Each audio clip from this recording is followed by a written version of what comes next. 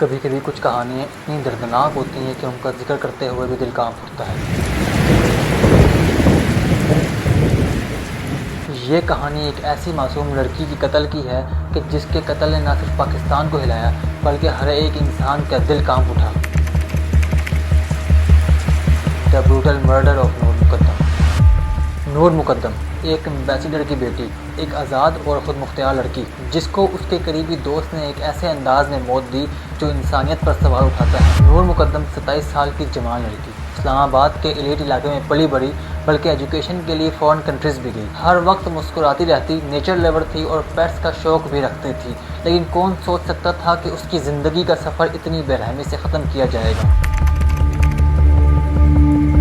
معلوم یہ ہوتا ہے کہ نور مقدم اپنی زندگی کے آخری 46 گھنٹے ظاہر کے گھر گزارتی ہے، اور وہ وقت نور کے لیے اتنا دردناک ثابت ہوتا ہے کہ وہی گھر اس کی آخری سانسوں کا ٹھکانہ بنتا ہے۔ ایک منٹ تھوڑا بیک گراؤنڈ جان لیں، یہ ظاہر جعفر ہے کون؟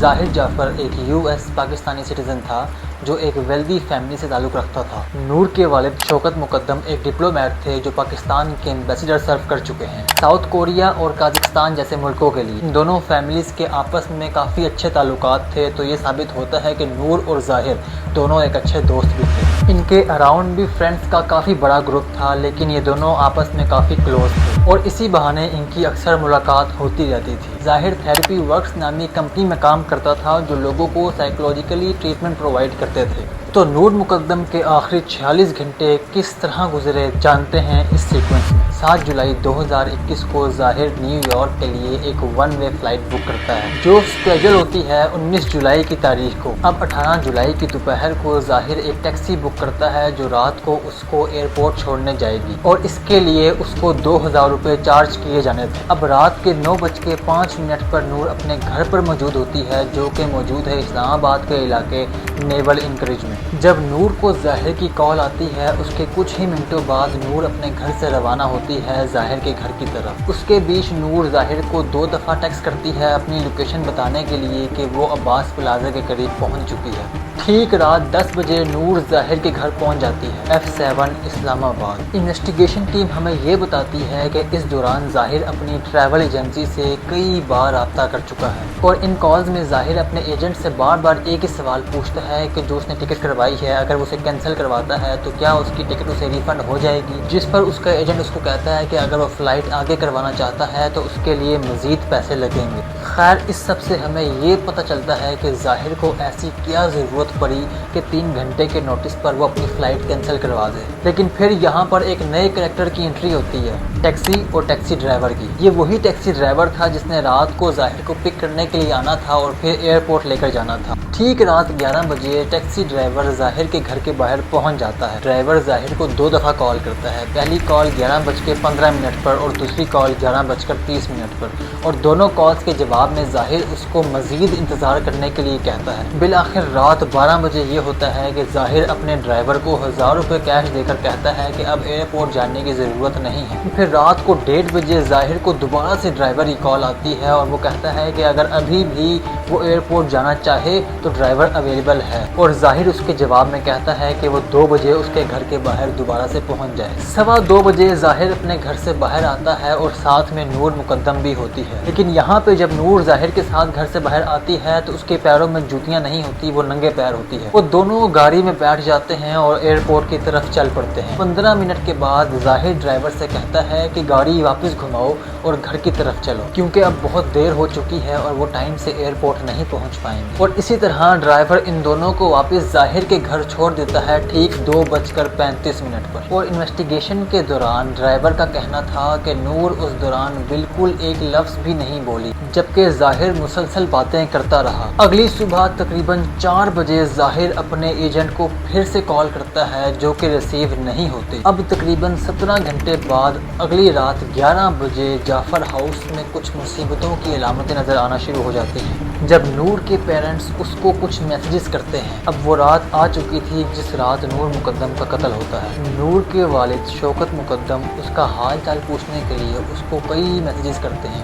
لیکن ان کا جواب آج تک نہیں آیا۔ پھر رات کے 1 بجے نور کی ماں نے اس کو میسیجز کیے لیکن ان کا جواب بھی نہیں آیا۔ صبح 10 بجے نور کسی طریقے سے اپنی والدہ کو ایک وائس میسج سینڈ کرتی ہے۔ یہ نور کی طرف سے اپنی ماں کو کیا گیا ایک لاسٹ میسج تھا، جس میں کیا بات ہوئی ابھی تک نہیں پتا۔ پھر صبح 11 بجے ظاہر اپنے فون سے نور کی مدر کو کال کر کے انفارم کرتا ہے کہ نور یہاں پر نہیں ہے۔ اس صبح 11 بجے سے شام 7 بجے تک نور ایک ہوسٹیج ہوتی ہے۔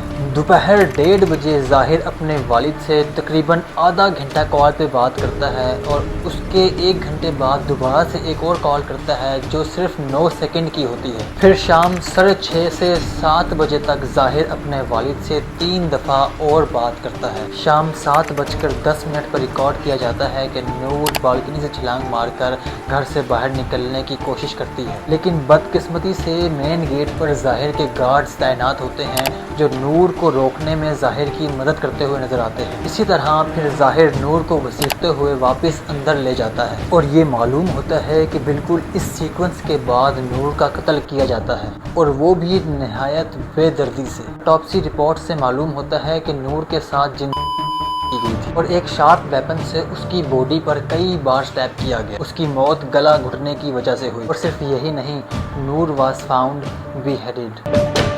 شام 7:30 بجے ظاہر اپنے والد کے ایک دوست کو اپنے گھر بلواتا ہے کال کر کر، اور یہ بتاتا ہے کہ وہ ایک بڑی مصیبت میں پھنس گیا ہے۔ ظاہر اس کو بتاتا ہے کہ اس کے گھر میں چور گھس آئے ہیں، اور جب پولیس وہاں پہنچتی ہے تو ظاہر رسی سے بندھا ہوا ہوتا ہے۔ پولیس اسے موقع پر ہی گرفتار کر لیتی ہے۔ ظاہر پر اسی وقت FIR دی جاتی ہے اور سیکشن 302 کے تحت اسے گرفتار کیا جاتا ہے۔ 4 دن بعد ظاہر کے پیرنٹس اور اس کے وہی گارڈ اور ملازمین جو گھر پر موجود تھے انہیں بھی حراست میں لیا جاتا ہے اس مرڈر میں ملوث ہونے کے شک میں۔ ساتھ ہی ایک انویسٹیگیشن ٹیم ظاہر کی اسی کمپنی میں بھیجی جاتی ہے جہاں پہ ظاہر کام کیا کرتا تھا، تاکہ وہ ظاہر کے متعلق انویسٹیگیشن کر سکے۔ ظاہر جعفر کا نام ایگزٹ کنٹرول لسٹ میں ڈال دیا جاتا ہے تاکہ وہ ملک چھوڑ کر نہ بھاگ سکے۔ دی واشنگٹن پوسٹ کے اکارڈنگ اس کیس نے پاکستان کو مجبور کیا ہے کہ اب عورتوں کے اوپر کیے جانے والے تشدد کے خلاف سیریس ایکشن لیا جائے۔ پھر پرائم منسٹر عمران خان نے اسلام آباد پولیس کو یہ آرڈر دیا کہ اس کیس میں کنسیشن کی کوئی گنجائش نہیں ہونی چاہیے، اور ساتھ ہی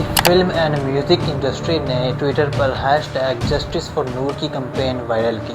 ظاہر اپنے کنفیشن میں بتاتا ہے کہ یہ ایک پری میڈیٹیٹڈ مرڈر تھا۔ اگر نور اس کے میرج پروپوزل کو منع کر دے تو وہ اس کا قتل کر دے گا۔ بہت سی دفعہ ظاہر کی ویلدی بزنس فیملی کی وجہ سے اس کیس میں بہت سی رکاوٹیں آئیں۔ ظاہر نے ڈیتھ پینلٹی سے بچنے کے لیے انسینٹی کا کلیم کیا، لیکن کورٹ نے ریفیوز کر دیا۔ اس کیس کا فیصلہ 24 فروری 2022 کو جج عطا ربانی نے سنایا، جہاں ظاہر کو سزائے موت دی گئی اور ساتھ 25 سال کی قید۔ اس کے ساتھ ساتھ ظاہر کے واچ مین اور مالی کو بھی 10 سال کی قید سنائی گئی۔ ظاہر کے پیرنٹس، کوک اور تھراپی ورکس کے امپلائیز کے اوپر سے تمام طرح کے چارجز کو ہٹا دیا گیا، کیونکہ تب تک کورٹ کے پاس کوئی پختہ ثبوت نہیں تھا۔